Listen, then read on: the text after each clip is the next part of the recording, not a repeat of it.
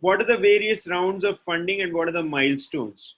So the chart to the right shows the startup life cycle, which is basically the first few rounds, which is angel, friends and family, and seed, which is typically called the valley of death. Many startups start off but are never able to accomplish getting out of this. Once the startup achieves typically a Series A and is able to raise about $4 to $10 million of capital, it ensures that it has a fair chance of survival and therefore consequently get better and better rounds. Obviously, there is fallouts at each phase, but that's typically when the startups sort of become more relevant. So typically the first round is called friends, family, and fools. Typically, this is where the maximum risk is taken in terms of by the entrepreneur as well as by the people who are funding the round. This is typically a concept stage of funding where the entrepreneur has an idea but cannot sort of execute with his or her own money, and so typically you have a few lakhs of funding to build the concept or the prototype.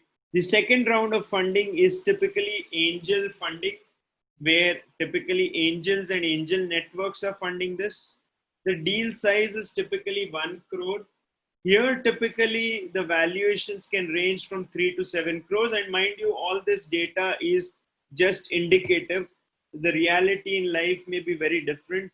There are some entrepreneurs who are serial entrepreneurs who may have made an exit at more than $100 million of valuation. And such entrepreneurs typically tend to get funding of hundreds of, may get funding of few $1 million to start off with without having to go through these phases. But this presentation is designed for startup entrepreneurs. So the idea here is that we are actually looking at the typical rounds of funding, and these are indicative. So for angel rounds, typically valuations are less than $1 million.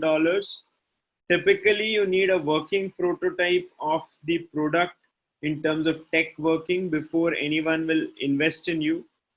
The third thing is you typically have a seed round, which typically is funded by early stage funds or seed funds.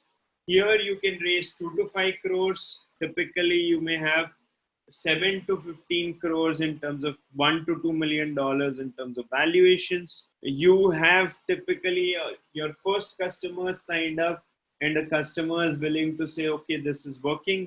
There is pre-series A, which is again from early stage funds. You get $1 to $2 million of funding. It can valuation can range from $3 to $7 million.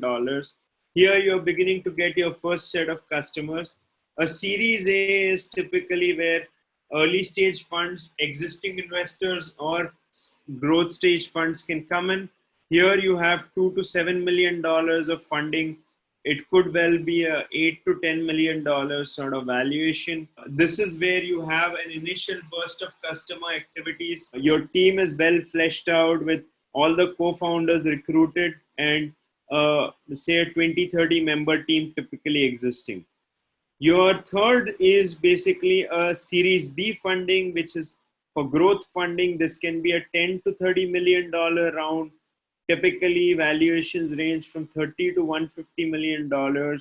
Here, you're having rapid customer accretion and new lines of business added.